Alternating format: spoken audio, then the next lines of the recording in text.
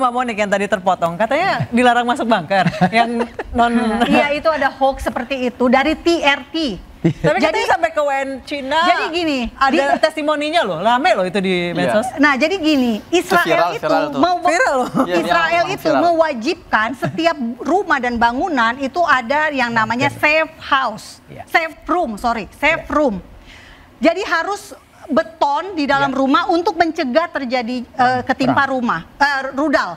Lalu kalau memang di tempat publik, apartemen misalnya, nah itu basement bisa dipakai. Jadi istilah bunker itu sebetulnya tidak kurang tepat. Istilahnya namanya mamat, singkatan dalam bahasa Ibrani. Nah, kalau ada yang mengklaim bahwa tidak boleh masuk ke bunker, menurut saya itu bisa terjadi 1-2 kasus. Karena faktanya serangan rudal itu terjadi kontinu ya. Ada 500 rudal dari Iran yang masuk ke Israel. Tapi Israel duluan kan yang nyerang Iran, Mbak? Tahun 2024 jangan lupa, April dan Oktober Iran menyerang Israel duluan. Kita bahas bunker dulu. Oke. Kalau diserang, apakah Palestina punya sistem pertahanan udara untuk mencegah rudal? Nggak ada. Yang kalau rudal itu akan menimpa daerah Palestina, tepi barat, Gaza, ditangkal nggak sama Israel? Apa pernah satu rudal jatuh di wilayahnya Palestina? Enggak pernah loh. Jadi kita harus juga respect pada apa yang dilakukan Israel. Kalau ada 1-2 orang yang nggak benar, saya yang mohon maaf. Karena Israel itu bukan malaikat. Aku jadi mohon maaf atas nama Israel sih. 1-2 orang yang error ada aja. Nah, sekarang boleh nggak saya nanya? Kita bahas nih dari tadi, Palestina dijajah. Sejak tahun berapa sih Palestina dijajah? Mungkin silakan Pak Nanto atau Mas Hussein, silakan. Mas Hussein mungkin. Mas Hussein yang jawab, silakan. Buat saya persoalan kemanusiaan tadi dibahas bahwa silakan Google juga bahwa apa yang terjadi di Palestina sejak 2 tahun lalu sudah paling tidak membongkar narasi Israel. Israel kan investasi besar ya untuk sebentar. Saya ngomong Israel investasi besar soal bagaimana PRing. Dan Ibu mungkin salah satunya. Kalau saya sebentar. Tidak terima kalau Ibu dari tadi punya bentar. Ibu katanya nggak mau dipotong dong. Iya, nanti Ibu jawab sendiri. Ibu minta maaf buat Israel aja buat saya udah lucu. Jadi ketika saya bilang PRing ya buat saya itu logika yang sangat-sangat dekat gitu. Konklusi yang sangat dekat gitu. Why you should ask for forgiveness buat sesuatu yang bukan Ibu merasa bagian dari Israel gitu. Makanya. Buat saya aneh Bu. Saya sebentar jangan dipotong. Lagi-lagi kita mainkan di sini. Tolong jawab pertanyaan saya saja Pak. Bu, kalau angkatan kan Ibu silakan Google, saya nggak pegang HP. Ibu percaya sama Google, Bu. Saya peneliti. Di dalam peneliti sejarah itu bukan soal angka, Bu. Kalau Ibu di Indonesia belajar peneliti itu soal angka, Bu. Dan peneliti soal narasi bagaimana kemudian Israel ini mengemas bahwa persoalannya adalah dia terancam oleh Palestina. Padahal kita bisa melihat ada ketelanjangan. Coba lihat gambar tadi Palestina. Bangunan-bangunan tadi.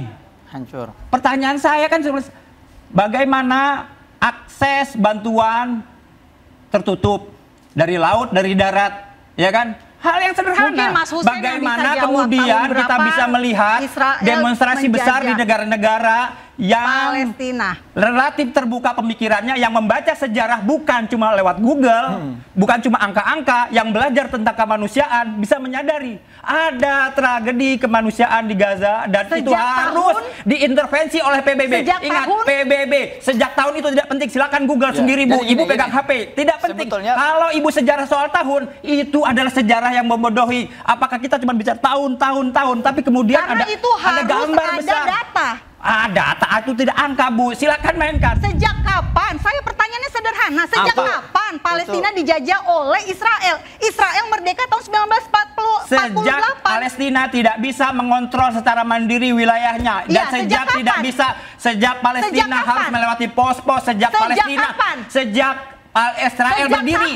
Israel berdiri Palestina terancam. Selesai buat saya.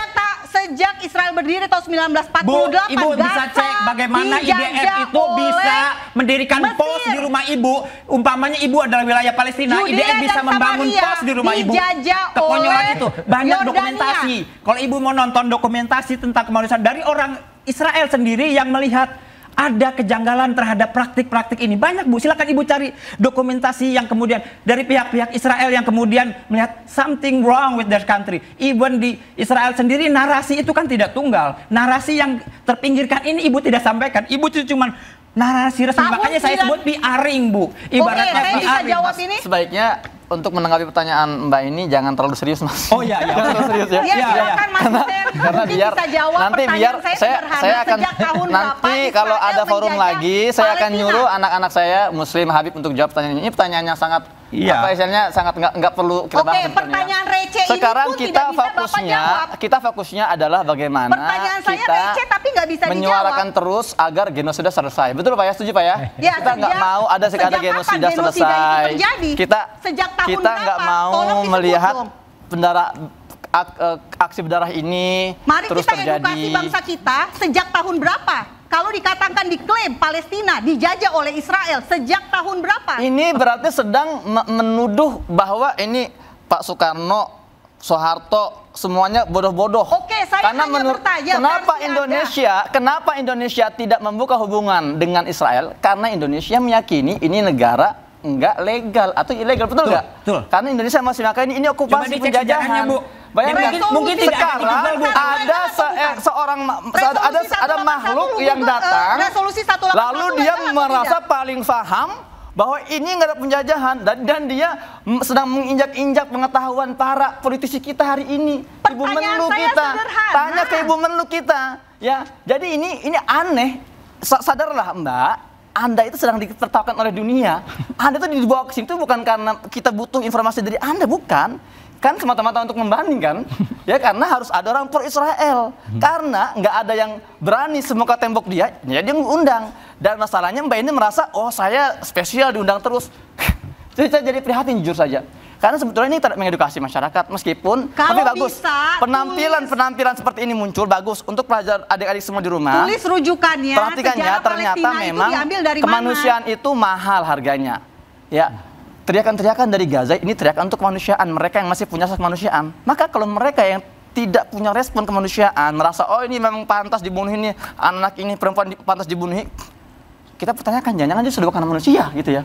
Itu Karena dilakukan Hamas 7 Oktober membedakan 2023 kita antara manusia pada dengan tragedi hewan teror yang itu namanya menewaskan kemanusiaan. 1.200 orang Dan ketika menculik seluruh 251 dunia hari orang, ini sedang sampai hari bersimpati ini ada kepada 50 Gaza, sandera yang masih ada di Gaza ketika yang seluruh belum dunia hari dibebaskan ini oleh Hamas sampai dan jihad Islam.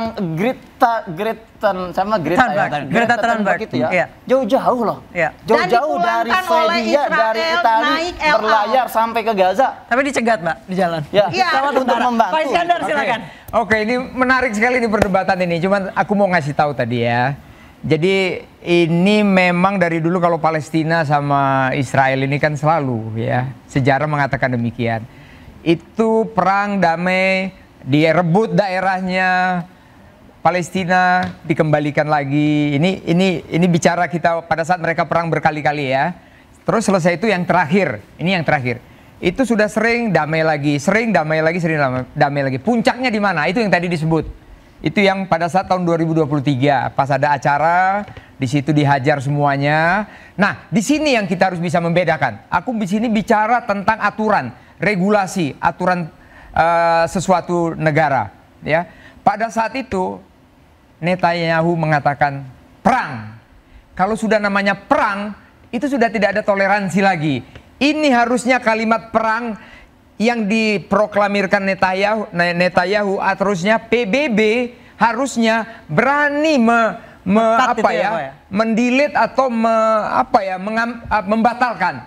Tapi sampai sekarang tidak dibatalkan. Sehingga aturan perang Pak, perang kan ada indiscriminate, Pak. Nah, apakah anak kecil sasaran perang? Iya, sebentar ya. tetap ada aturannya. Sebentar ya. Itu nggak Aturan perang itu sudah tidak ada lagi. Itu jadi masalahnya. memang Iya, itu prioritas yang adalah betul, Israel betul, masih ada, dan lain masih sebagainya. ada. Cuma Israel tidak menjalankannya. Israel Namun itu saya aja. bilang di sini, itu semua berdasarkan karena dikatakan mulai besok ini semua saya nyatakan perang. Di situ yang jadinya akhirnya hukum ini agak bagaimana karena regulasi perang dikatakanlah di situ. Ini saya hanya bicara saya menganalisis setelah saya pensiun.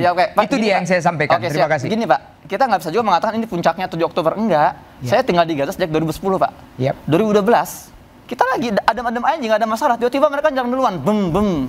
Lalu pecahlah perang 2012. Yeah. Kemudian sempat ceasefire. Yes. 2014, kita lagi adem-adem ayam di Gaza nih. Nggak ada serang-serang dari Gaza, tiba-tiba kita diserang, bum. 50 hari saya hidup dalam perang itu, Pak. Yeah. Itu kenapa tidak dibahas? Kenapa cuma 7 Oktober doang? 2021 14 hari kita dibombardir. Kenapa itu tidak dibahas? Jadi ketika para pejuang-pejuang Gaza ini melakukan serangan balasan, itu sesuatu yang legal dan itu diperbolehkan kan? Sebuah negara dijajah itu punya namanya Jadi Mas Hussein membolehkan terorisme. Bukan terorisme, Mbak.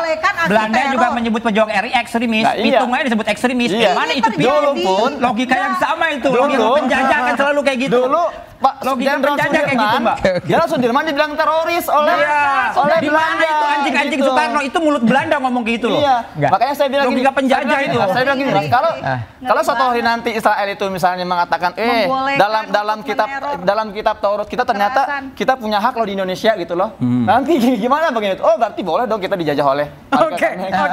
Baik. Interupsi akan kembali usai jeda. Kita akan kembali usai jeda.